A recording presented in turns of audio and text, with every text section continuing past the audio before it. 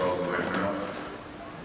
They're welcome to look at what we did. It's very hard politically, that I can tell you. But it has to be done. And down the line, it pays politically.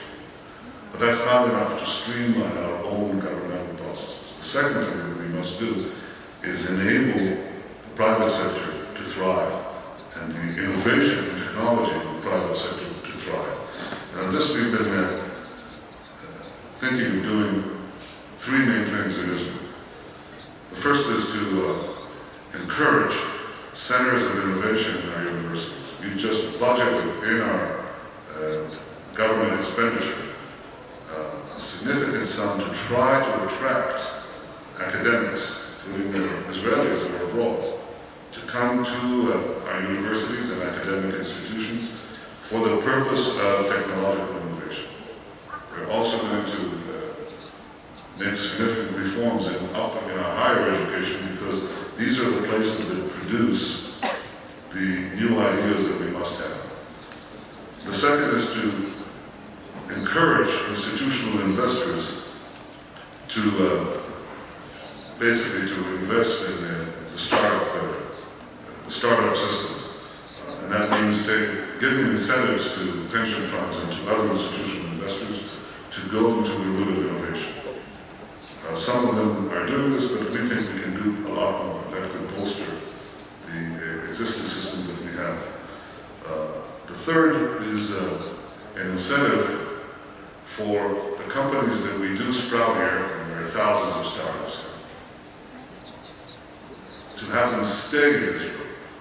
We're looking at financial incentive, tax incentives, to make the companies stay in Israel so that some of them will mature here to become important countries on the international scene, but based in Israel.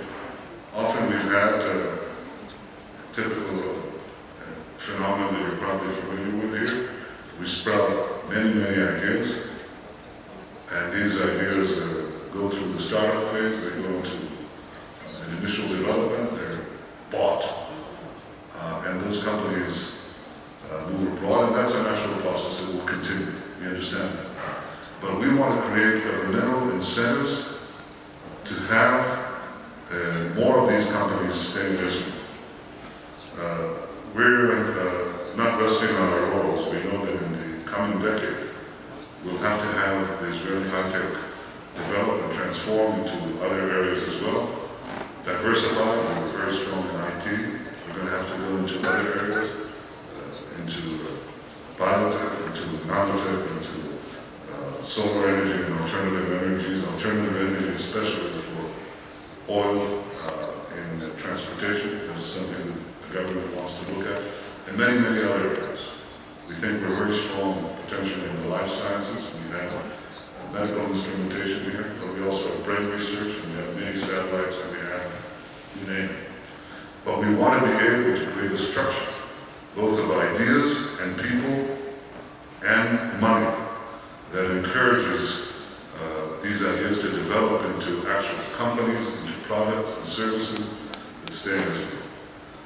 When we say stay in Israel, we also want to have a very strong international component, a very strong cooperation with other countries and other governments. I've just come from Canada, and we're going to talk to the Canadian government about a joint innovation conference.